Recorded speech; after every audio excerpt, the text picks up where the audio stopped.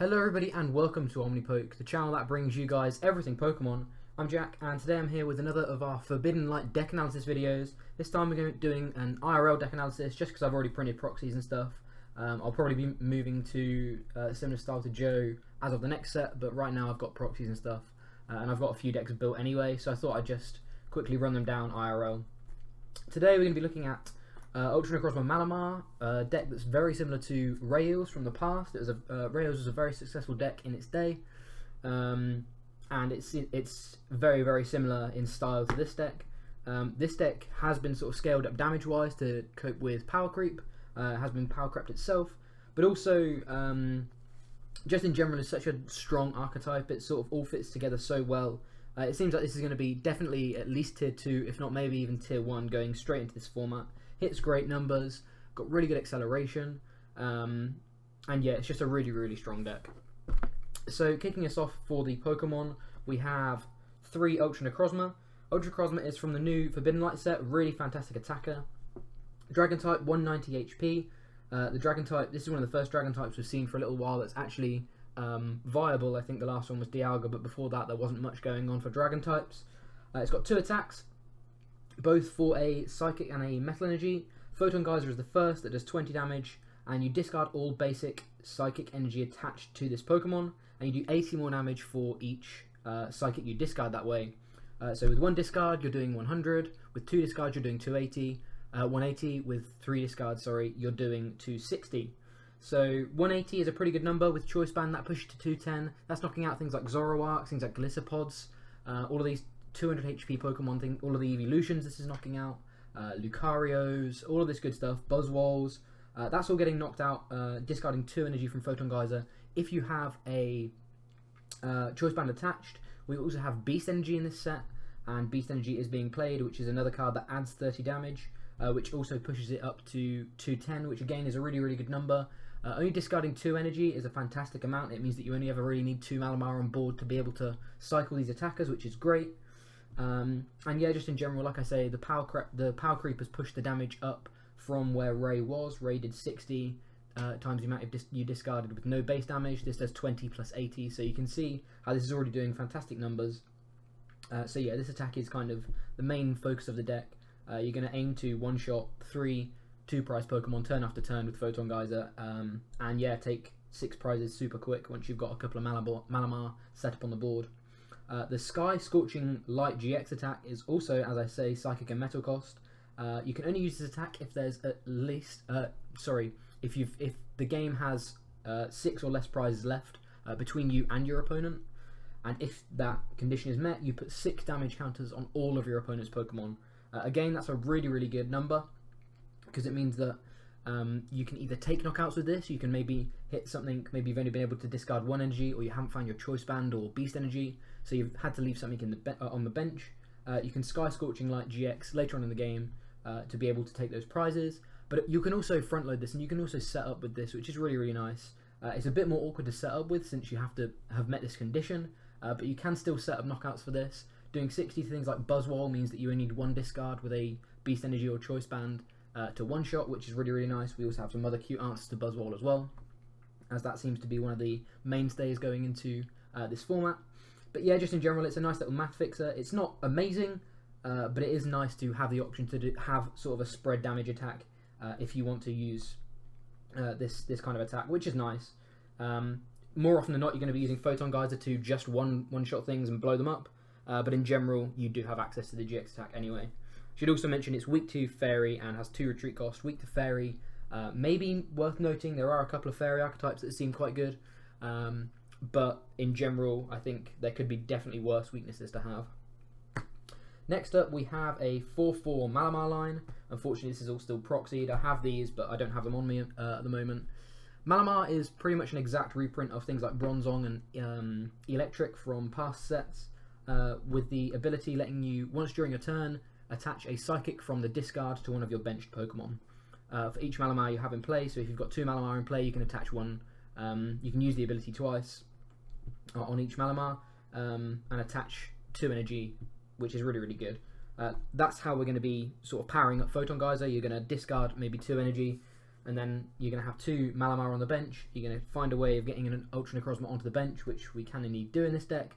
You're going to use each of these guys' abilities once, attach to energy, and you're going to be able to Photon Geyser again and again, which is really, really strong. There's not much more to note about this card. Again, it's got 2 retreat. That will be worth noting when I talk about a card a little bit later on. But other than that, it's pretty standard. Weak to Psychic. The whole line's weak to Psychic, so kind of awkward, but you know, this thing's only got 90 HP anyway, so this is probably going to be getting one shot anyway by most things. But yeah, that's the energy acceleration for the deck. Malamar in general seems like a really, really open-ended card. It's really, really good. I think it's good that we've got this card.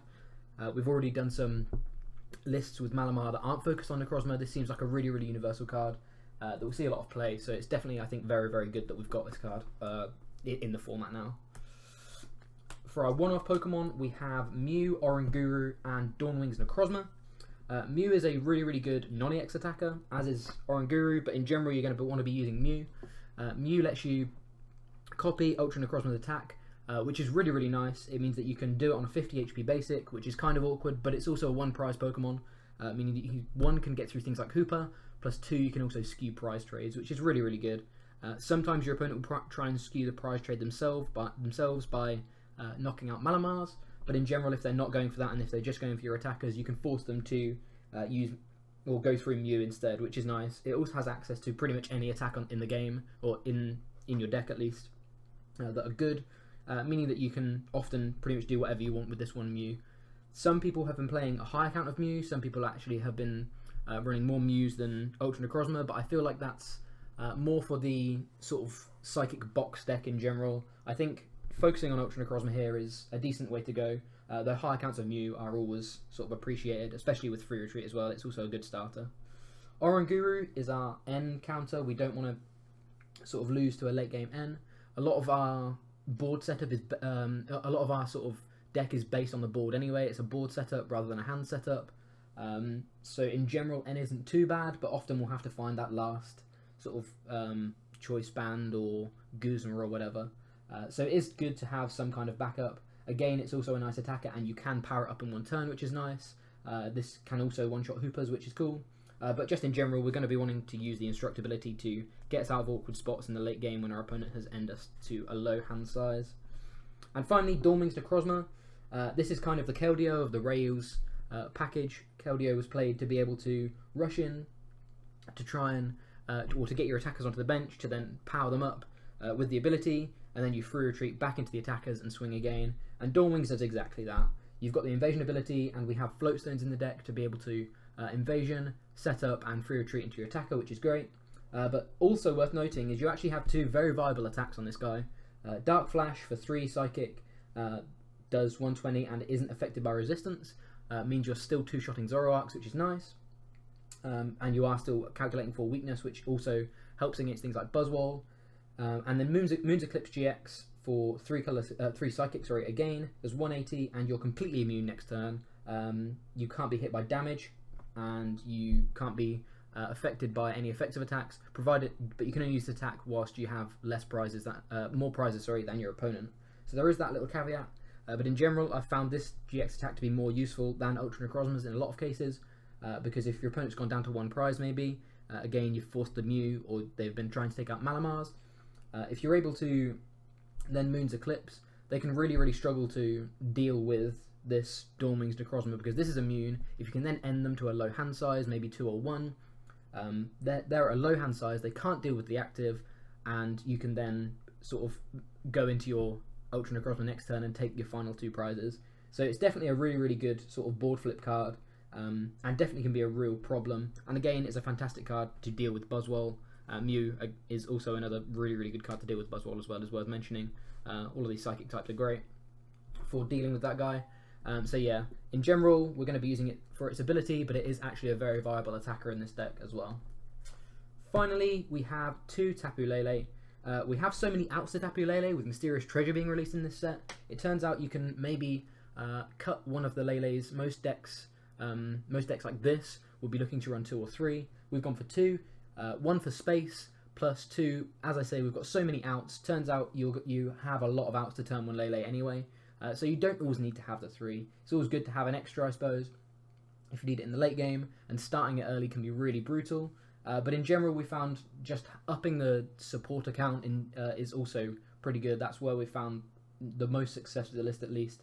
You can power this guy up as well. It's worth noting that Energy Drive can actually get set up in a turn and can still swing for decent numbers. You're running choice bands, so you can counter things like Ho-Oh and stuff like that as well if you can't quite get your Ultra Necrozmas online. This can all be powered up with Psychic. It doesn't need a metal. The kind of awkward cost of Ultra Necrozma can be a bit of a put-off sometimes, so you can just power this up. So yeah, it's worth noting that it's actually a decent attacker as well. Haven't found use for Tapu Cure yet, but it is worth noting we do run the energy to be able to use that as well. On to supporters, we have 4 Professor Sycamore. It turns out in this deck you actually don't want to turn 1 Brigette all that often. 4 Sycamore, getting your energy in the bin to be able to use Malamar on the next turn of the game is really, really good. It means that you don't have to worry about finding different ways of powering up or getting energy into the discard to power up Ultra Necrozmas on turn 2, provided you can find a way of grabbing 1 or 2 basics in the early game without Brigette. You're perfectly fine to Sycamore away your energy early and start hitting huge numbers from turn 2. We do still run Brigette, as you'll see momentarily, but in general, Sycamore is such a strong supporter in this deck because it synergizes so well with Malamar. We couldn't really not have it as a 4-off, just because it also boosts consistency. You're going to find your Malamar pieces much more often as well, rather than going for a passive N or Cynthia. This sort of really aggressively draws through the deck, helps you helps you get to powering up your attackers, as well as finding your Malamar pieces as well. That being said, we are still running 3 Cynthia and 3 N. Whoops. We're still running 3 Cynthia and 3 N, both fantastic draw supporters. N in the late game is really, really strong for ending your opponent low and blowing them up at the same time. It can really force awkward situations. Again, ending them with Dawn Wings. GX attacking at the same time is also brutal. Cynthia in the early game is also another really, really good consistency card. In general, this deck just wants to find Malamars. As soon as it gets Malamars online, it can really start dealing with threats. So the deck is it plays 10 draw supporters just to have a huge amount of outs to be able to find all of the cards you need. Along with all of the ball search cards we have now, you should be able to set up a good majority of the games you play, which is really, really good. In general, you don't need to worry too much about, like I say, bridging and stuff. You have so many outs to turn 1 Brigette if you want it. You can get away with not running too many, but in general, I think using a draw supporter on turn 1 is often very, very good, just because it sort of sets you up for the later turns of the game. Running 3 Guzma. In general, this deck blows up whatever's in the active. So you maybe think Guzma isn't great, but it's another way for us to be able to move Necrozma to the bench after its attack to be able to power it up for a second attack. It means that you don't have to find Dawn Wings. Maybe a Dawn Wings is prize or has been knocked out. Or against Zoroark matchups, the Dawn Wings is weak to Dark, so maybe you don't actually want to play Dawn Wings in that matchup. So having Guzma as sort of a switching option is still really, really big. But also, whilst you can blow up anything in the active, you want to be blowing up specific targets every now and again. You want to take out draw engines. You want to take out sort of things your opponent's powering up on the bench. It's really, really important to have access to whatever prizes you want, especially as this deck can take whatever prizes it wants pretty much whenever it gets to them. So yeah, having 3 Guzma is still really, really good. And yeah, I don't think I'd play... At the moment, I feel that there's not many decks I'd play without at least 3 Guzma, just because Zoroark is still pretty prevalent. Finally, 1 Brigette. As you'll see momentarily, even though we've only got 1 physical Brigette, we have many, many outs to finding this turn 1 if we really want. Maybe you've got the Dream Hand, where you can get away with bridging turn 1 and still get an attacker turn 2. It's nice to have that option. Plus, sometimes you're against slower matchups, and against slower matchups, you don't need to go super aggressive if they're not sort of offering much threat on turn 2. You can instead go for Brigette and try and build a board that will win you the game in the late game. So it's still good to have 1, and even though, like I say, we've only got 1, we definitely have many, many outs to finding it turn 1. Speaking of, we have 4 Ultra Ball. Fantastic card, not only for discarding the Psychic Energy for Malamar, but also, again, finding the Malamar pieces, finding Ultra Balls, finding Lele's for Brigettes, that kind of thing. And the new card, Mysterious Treasure, is kind of means this deck has 8 Ultra Balls, which is crazy. That's why we're only playing 1 Brigette, because we have technically 8 Ultra Balls, plus the physical Brigette, plus 2 Lele. That's 11 turn 1 supporters, or turn 1 outs to finding Brigette, if we really want it, which is really, really good. Mysterious Treasure states that you must discard a card from your hand, and if you do, you search your deck for a Psychic or Dragon Pokemon. So this searches the whole deck other than Oranguru, which is crazy, and you're only discarding one card. So this can discard an energy, which is really, really good for using, for powering up or getting ready to power up with Malamar. But it also means that in awkward spots where maybe you have a hand where you're like, oh, an Ultra Ball, I'm going to have to discard cards I need here. Instead, you're only discarding one with Mysterious Treasure, which is really, really big. Obviously, you want to be discarding lots of energy, so maybe sometimes Ultra Ball is better. But I think in general, only discarding one is more of a benefit than a loss. Even in a deck like this, which wants to discard certain cards, just because you're not wasting resources, you're not having to get rid of supporters or other awkward trainers, things like that you're going to need. It's just really, really good to be able to search whilst only discarding one. It's crazy how strong this card is, especially as it's, like I say, it searches pretty much the whole deck other than Oranguru. We've got 3 Field Blower. Again, this is an ability deck, and Garb does seem like a bit of an issue. Garb seems to be actually quite good going into this format, which is worth noting. So we want to be able to get Garbatoxin offline as soon as possible, and having 3 Field Blower means that we're going to have a huge likelihood to do that, especially with these 10 draw supporters as well. Also helps against dealing with Parallel. We don't play a supporter, we don't play a Stadium, sorry, right now. That will be something I'll talk about right at the end. But because we don't play a Stadium, Parallel can sometimes be a bit of an issue. Often you can get away with Parallel just because you can keep only 2 of the Malamars on the bench. That's all you really need. But sometimes you can be left in sticky spots. So being able to bounce Parallel as well is super, super huge. If I was playing a Stadium, I would probably look at maybe dropping this to 2, but I still think it's so important for dealing with Garb as well. This potentially could stay at 3 just because it's really, really big to be able to get your abilities back online. And yeah, it's just a super strong card, as we know. Recovery-wise, we're running 1 Super Rod. Kind of makes sense because we want to get Metal Energy back in case they've been lost. We don't want Psychic Energy, of course, because we have this guy to get the Psychic Energy back. But Metal Energy are kind of the crutch of the deck. That's one of the most difficult parts, is finding these Metal Energy and making sure you can always have the metal to attack with Ultra Necrozma. And if our opponent manages to discard them, or maybe we've had to Sycamore early, it's been kind of awkward. Gameplay-wise, we do have access to being able to get them back, as well as being able to get any of our Pokemon pieces back that we need in the late game. Again, maybe Dawn Wings has gone down early, or you've had to discard a Lele or something. You know, all of these kind of awkward spots that you can be put in. It's good to have access to Super Rod to be able to get yourself out of them as well. Tools-wise, we're running 3 Choice Band and 3 Floatstone. Choice Band, like I say, makes Ultra Necrozma's maths really, really nice. Also makes Dawn Wings Necrozma's maths really nice. It means that you can, I forgot to mention this, but it means that you can actually do 210 with the GX attack, which is nice for dealing with some of these more awkward threats as well. Obviously you have to factor in things like resistance and stuff for Zoroark, but in general 210 is a really, really good number to hit, so it's nice to be able to do that. In general, it's just a really, really good math fixer, makes Ultra Necrozma's math so much nicer, and it's also a really, really good card for sort of making Tapu Lele a threat as well, especially as we have Energy Acceleration in the deck. And finally, 3 Floatstone. We want to have access to Floatstone for Dawn Wings Mecrozma pretty much the whole game. The deck relies on moving around, so we want to always have a Floatstone on Dawn Wings Mecrozma. But that being said, it's also good to be able to have access to them to attach to things like Malamar and stuff, so they can't be stalled out as well. So in general, I think it's still pretty good to play 3. I think Field Blower counts will be relatively high going into this format, just because, like I say, it seems like Garb could be a pretty good deck, and if that's the case, we want to have access to be able to respond and attach our tools back on once they've been Field Blowered off, which I think will be pretty regular against this deck. Finally, onto energy, we have, they don't quite fit on the screen, but we'll get by. We've got 7 Psychic. 7 is pretty much all you need. I think with the amount of, having 7 means we have a large enough amount to be able to always have a decent amount in the discard. I've seen some people play 8, I've seen some people play 6. I think 7 is kind of the sweet spot.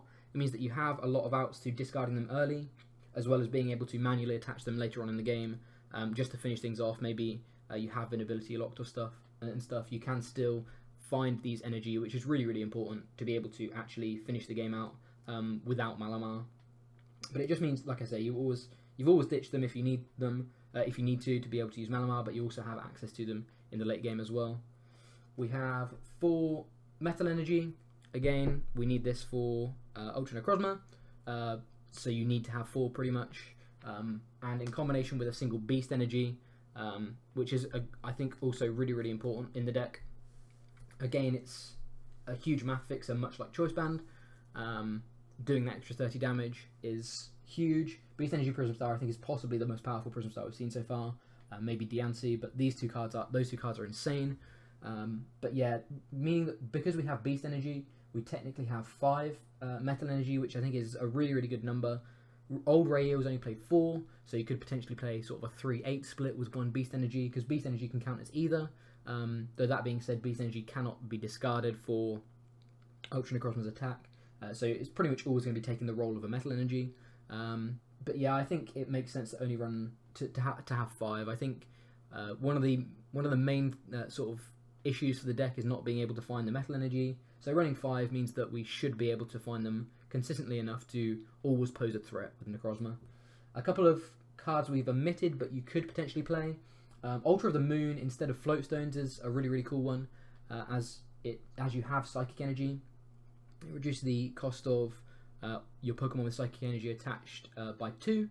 That's the whole deck. Everything it has a 2 or less retreat cost, so you technically have 7 Floatstones instead of 3.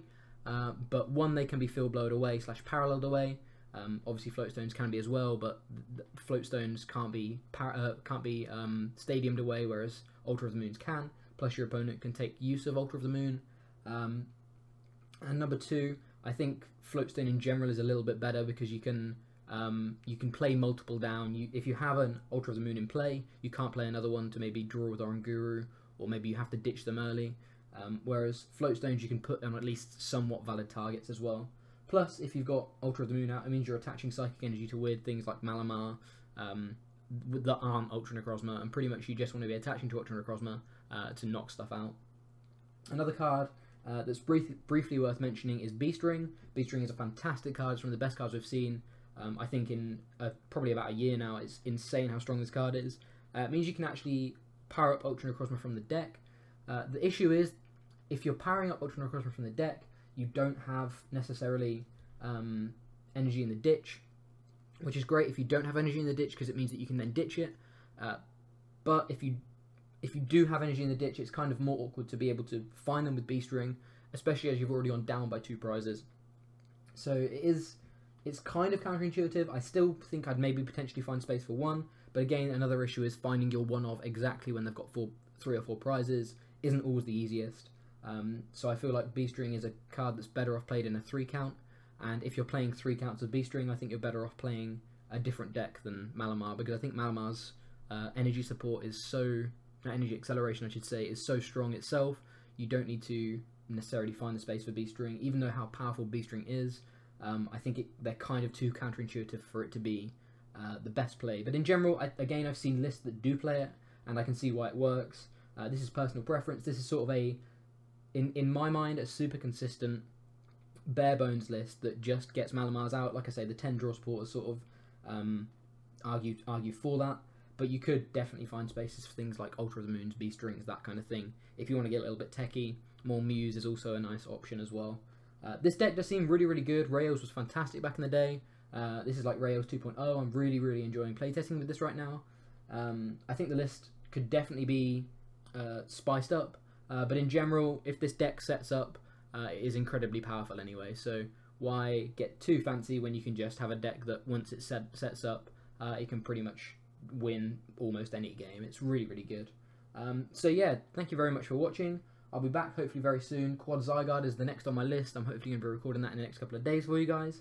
Other than that, let me know if there's anything I didn't think about in the comments. Maybe there's some cards you're trying out, maybe counts are slightly different, all of that good stuff. We want to hear it all. Hope you're enjoying all of the Forbidden Light content. The set's out in around 4 days from now, so we'll be back on PTCGO very soon. But yeah, other than that, thank you very much for watching. I have been Jack from OmniPoke, and look forward to seeing you guys in another video.